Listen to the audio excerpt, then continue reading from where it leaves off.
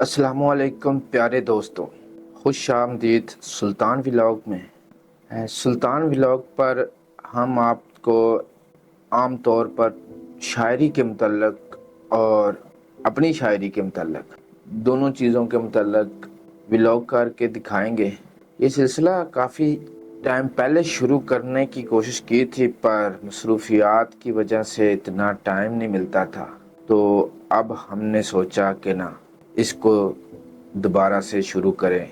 तो इसके लिए आज के इस वीडियो में आपसे शायरी पर और इसकी अहमियत और एक आधे किसी शायर की ज़िंदगी की थोड़ी मालूमात और दो तीन गज़ल के शेर हैं जो अभी ही लिखे हैं। ये व्लॉग शुरू करने से पहले ताज़ा, बिल्कुल कहीं भी नहीं डाले।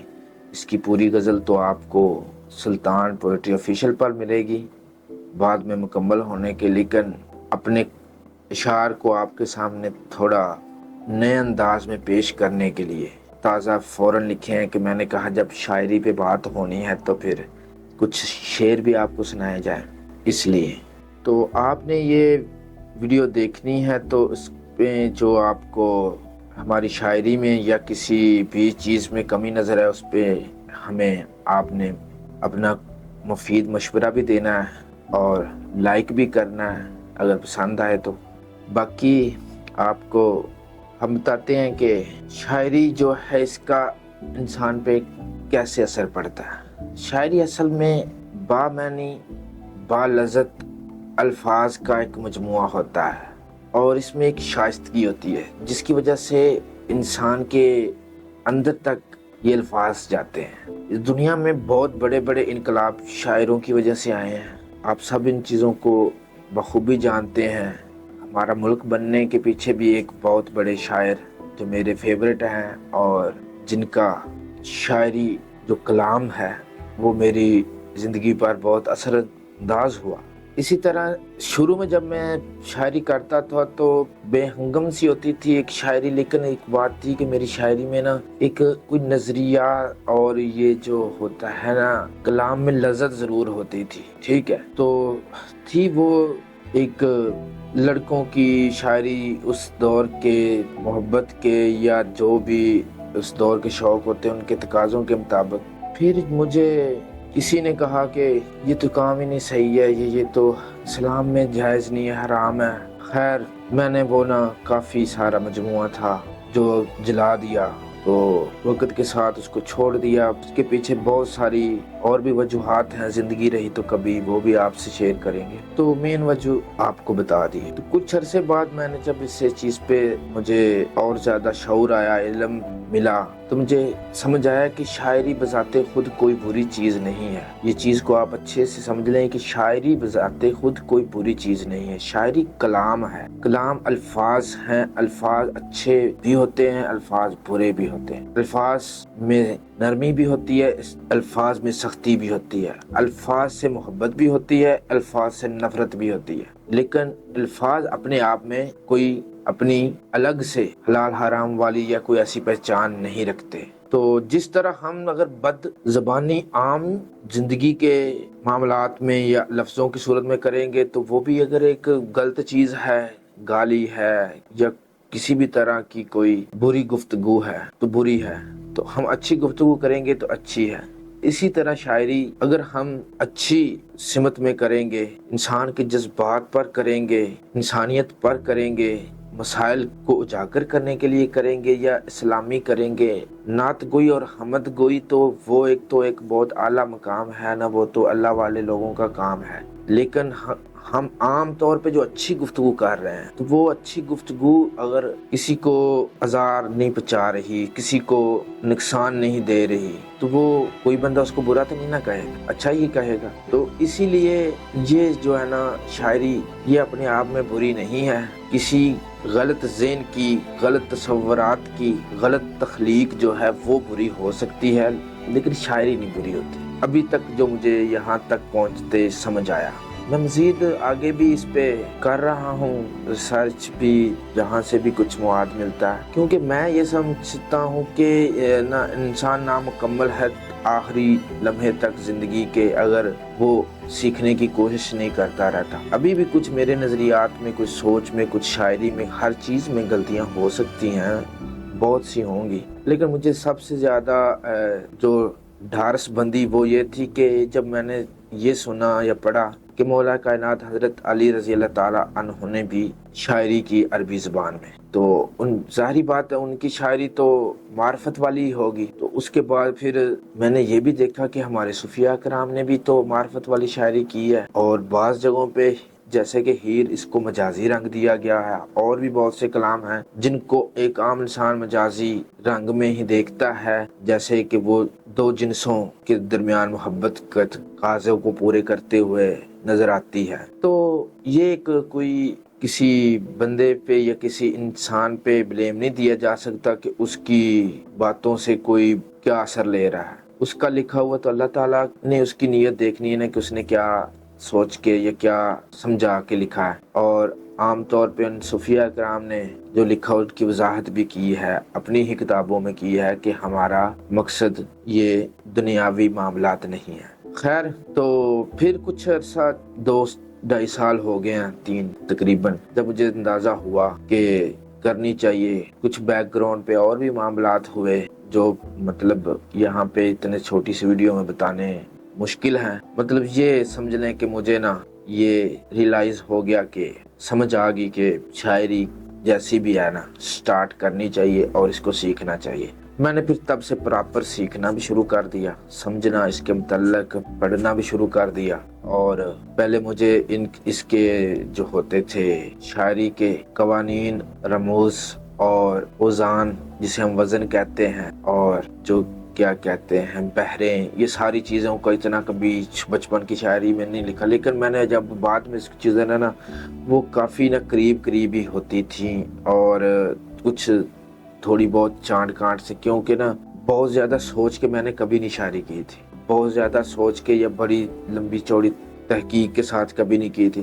وہ جو ہوتا تھا جذبات کی شدت کا اس ٹائم اثر، فوراً اس میں جو چند لائنیں یا غزل یا کچھ بھی لکھا جاتا وہی ہوتا تھا، اور میں اس کو کبھی دوبارہ بعد میں اچھی ترتیب دینے یا کاٹنے چانٹنے کی بھی کوشش نہیں کرتا تھا۔ اس کی وجہ یہ تھی میں اس ٹائم تک یہ سمجھتا تھا کہ یہ خالص میرے روح کی باتیں ہیں، تو وہ اس طرح۔ لیکن اب ہم نے یہ کوشش کی ہے کہ اس چیز کو اچھی طرح سیکھا جائے اور سمجھا جائے، اور ایک ہنر کے طور پر لیا جائے، اور اس کو مثبت طریقے سے استعمال کیا جائے۔ میں سیکھ بھی رہا ہوں ابھی ساتھ ساتھ، اور کر بھی رہا ہوں۔ انشاءاللہ جب میں مکمل اس لحاظ سے خود کو محسوس کرنے لگا کہ میں باقاعدہ اس کی کلاس لے سکتا ہوں، سکھا سکتا ہوں، مجھے ابھی پتہ ہے کہ ابھی نہیں، انشاءاللہ اس کو علمی انداز میں کلاس بھی ایک ویڈیو کی صورت میں آپ کو دیا کروں گا جب ٹائم آئے گا۔ ابھی میں نے سمجھا کہ آپ کے ساتھ اٹیچ رہنے کے لیے کچھ نہ کچھ تو ڈالتے رہنا چاہیے، تو اپنی باتیں سوچیں ڈالتے رہا۔ درد موضوع رہا ہے، زیادہ تر پسند ہی تھا۔ میں نے بچپن میں ساگر صدیقی صاحب بہت بڑے شاعر گزرے ہیں، لاہور شہر میں رہنے والے تھے، اور انہوں نے درد کی گہرائی میں زندگی گزار دی۔ آپ سب نے کافی لوگوں نے کے بارے سنا ہوگا، کچھ بھی کہہ سکتے ہیں آپ ان کے بارے میں، جتنا سنا جیسے بھی، لیکن میں ان کو ایک بہت خاص انسان سمجھتا تھا، تو اس لیے میں نے ان کو بہت پڑھا۔ ان کی شاعری کا وہ درد کی وہ کیفیت میرے اندر کافی موجود ہے، چاہے سمجھ لیں کہ اپنی طرف سے تھی، چاہے ان کے کلام کا اثر تھا، یہ دونوں چیزیں مل کے ایک درد کا موضوع زیادہ رہا ہے۔ سوچ سمجھ کے موضوع بنانے کی کوشش کی ہے وہ ہے انسان کی نیچر، فطرت، یا انسان کی وہ چیزیں جو وہ کبھی اس نے خود بھی ان کو محسوس نہ کیا ہو یا ان کو نوٹ نہ کیا ہو، تو ایسی چیزوں کو، انسان کی عادات کو، انسان کی فطرت کو، اس کو، کیونکہ جو انسان اپنے آپ میں ایک بہت بڑی چیز ہے، اس کو سمجھنا یا اس کو ہی بیان کرنا یہ بھی بڑا ایک علم ہے میرے نزدیک۔ میری باتوں سے آپ کوئی بھی بندہ اختلاف کر سکتا ہے، یہ کوئی حتمی یا کوئی قوانین نہیں ہے، یہ ایک سادہ سا ہے، اور وجہ صرف آپ کے ساتھ خیالات شیئر کرنے. آپ میں سے کوئی شاعری کی طرف آنا چاہتا ہے یا اس کی طرف مائل ہے تو اس کو ذرا رہنمائی ملے. اور صرف یہ نہیں کہ شاعری کسی لڑکی کے محبت کا تقاضا کرتی ہے، یہ نہیں چیز ہوتی. حقیقت یہ ہے زندگی کا وہ حصہ ضرور ہے ہر انسان کا ہوتا ہے، کوئی اس سے بھاگ نہیں سکتا، لیکن یہ تقاضا نہیں ہے اس کا کہ لڑکا جس کو محبت ہے وہ ہی شاعری کر سکتے. حالانکہ کچھ عرصے تک میرا بھی یہی نظریہ تھا کہ یہ ایسے لوگ ہی کرتے ہیں جو عاشق ہوتے ہیں یا ان کو عشق کا تجربہ ہوتا ہے. لیکن پھر سمجھ وقت کے ساتھ آئی کہ ایک ہنر بھی ہے اور اس کے ساتھ ساتھ یہ بندے کی اپنی روح کی بھی کیفیات ہے. اب یہ نہیں کہا جا سکتا عشق اور محبت سے کون کیا مراد لے لیتا ہے، یہ نہیں کہا جا سکتا کہ عشق اور محبت سے کون کیا مراد لیتا ہے. لیکن میں جو مراد لیتا ہوں، میں نے یہ سمجھا کہ یہ ضروری نہیں ہے کہ کسی لڑکے اور لڑکی کے ساتھ محبت ہو تو ہی کوئی بندہ کامل شاعر بن سکتا ہے. شاعری اپنے آپ میں ایک الگ دنیا رکھتی ہے اور اس کا اپنا ایک وسیع پیمانہ ہے. اس چھوٹی سی ایک جذبے کے ساتھ مکمل نہیں جوڑنا چاہیے. بہرحال تو اب میں آپ کو اپنا جو ابھی تازہ تھوڑا سا کلام یا شاعری جو صرف اس ولاگ کے لیے لکھی تھی وہ سناتا ہوں. اور میرا ذہن تو تھا کہ ایک شاعر ہیں خواجہ میر درد صاحب، ان کے متعلق بھی کافی آپ کو ایک ڈیٹیل سے انفارمیشن دوں، لیکن مجھے لگتا ہے کہ ایسے یہ ویڈیو کافی لمبی ہو جائے گی، تو ہم ان پر ایک تیاری کر رہے ہیں. تو ہمارا ایک دوسرا چینل ہے، اس کا بھی لنک اس میں ڈال دیا جائے گا. اس پہ ہم کوشش کریں گے کہ جو شاعروں کی زندگی کے، ہم نے کافی سارے شاعروں کی زندگی پر تحقیق کی ہوئی ہے اور ڈیٹا اکٹھا کیا ہے. عام کتابوں سے ذرا ہٹ کے ہی آپ کو ملے گا. وہ بڑی جن لوگوں نے میری ٹیم نے ساتھ مل کے کیا نا، وہ کافی گہرا مطالعہ اور زیرک لوگ ہیں، جنہوں نے انسانوں کی جو ہیں شاعروں کے وہ نہیں جو عام لوگوں کے ساتھ، انہوں نے اس انداز میں، وہ خود بھی شاعر ہیں تو انہوں نے اس انداز سے دیکھا ہے جس انداز سے کوئی شاعر دوسرے شاعر کو دیکھتا ہے. بہرحال اس چیز کو ہم بھی آپ کے لیے لے کے آئیں گے. تو ابھی کے لیے آپ کو تھوڑا سا یہ درد کا پیغام سنا دیتے ہیں. میں یہ سمجھتا ہوں، ایسے میں اتنا دکھی نہیں ہوں زندگی میں. درد ضرور ہے انسان کے لیے کہ بندہ ہمیشہ اگر بہت بے غرض خوش اور بے پرواہ رہے گا نا تو وہ ظالم ہو جائے گا. درد ہمیں انسانوں کو ظالم ہونے سے بچاتا ہے. باقی تو فائدے بہت سے ہیں، لیکن یہ چیز جو میں نے نوٹ کی ہے، انسان جس بندے کو پاس درد نہیں ہے نا تو وہ کہیں نہ کہیں جا کے ظالم ہو جائے گا اور دوسروں کے درد کو کبھی نہیں محسوس کرے گا، جس کی وجہ سے انسان اپنے آپ کو، اپنے خدا کو، دونوں چیزوں کو بھول جائے گا. اور آپ نے بھی دیکھا ہوگا جو بھی اللہ کے قریب زیادہ بندہ ہوگا اسلامی لحاظ سے دیکھا جائے تو وہ اس انسان پہ مشکلات اور درد ہمیشہ زیادہ ہوتے ہیں. کیونکہ میں زیادہ بات کو مذہبی نہیں کرنا چاہتا، تو اس کے لیے اداب اور جو علم کا تقاضا ہے وہ ہمارے پاس نہیں ہے. ایک سادہ سی بات کروں گا کہ ہم جتنا مذہب کو بالکل نارمل انسان بھی سمجھتا کہ درد کیا چیز ہے. تو میں یہ درد کو بیان کرنے کی جو کوشش ہوتی ہے نا، اس کا یہ بھی مقصد ہوتا ہے کہ جو اہل درد دل ہے نا ان کو تھوڑا اور جذبہ ملے، اور جو اہل درد نہیں ہیں ان کو درد کی، اپنوں کی اور دوسروں کی اور اس کی اہمیت. کیونکہ ہنساتے رہنا یا کسی کو ہر ٹائم ایک بے وجہ کی کہکوں میں ڈالے رکھنا یا شامل کیے رکھنا، وہ بھی اتنی اچھی چیز نہیں ہے. کیونکہ ایک عربی کی کہاوت ہے کہ مزہ اس طرح ہونا چاہیے جیسے کھانے میں نمک ہوتا ہے، تو اتنا ہی مزہ کافی. پورا کھانا ہی نمک ہو تو کون کھائے گا. لیکن آج کل ہمیں ویسے میں نے یہ دیکھا ہے زیادہ ٹوٹلی مزہ ہی پسند آتا ہے، جو ہمارے شعور کو بھی اثر انداز کرتا ہے. چلیں اپنے ایک سوچ اور نظریہ ہے، باقی دیکھتے ہیں. جو چیز آپ کو پسند ہوگی وہی پیش کی جانی ہے، کیونکہ پسند آپ نے کرنی، دیکھنی ہے آپ نے. لیکن یہ تو اپنی باتیں ہیں نا، جتنی بھی کی جائیں. شعر ہیں 3 سنیں مکمل. آپ یہی غزل سلطان پوئٹری آفیشیل پر ملے گی، اس کا لنک اس ویڈیو کے نیچے دے دیا جائے گا. مکمل غزل وہاں پہ ملے گی. بات ابھی صرف یہ تازہ ابھی ہی لکھے ہیں اور آپ کے لیے ہیں جو بندہ یہ ویڈیو دیکھے. کوئی درد جو بتایا نہ جائے، کوئی درد جو بتایا نہ جائے، ناسور بنتا جو زخم دکھایا نہ جائے، کوئی درد جو بتایا نہ جائے، ناسور بنتا جو زخم دکھایا نہ جائے۔ یاد تو وہ ہوتی ہے جان لیوا، یاد تو وہ ہوتی ہے جان لیوا، چاہ کر بھی جس کو ہٹایا نہ جائے۔ یاد تو وہ ہوتی ہے جان لیوا، چاہ کر بھی جس کو ہٹایا نہ جائے۔ غم کی شدت سے فنا ہو جاتے ہم، غم کی شدت سے فنا ہو جاتے ہم، جھوٹ موٹ کا اگر مسکرایا نہ جائے۔ غم کی شدت سے فنا ہو جاتے ہم، جھوٹ موٹ کا اگر مسکرایا نہ جائے۔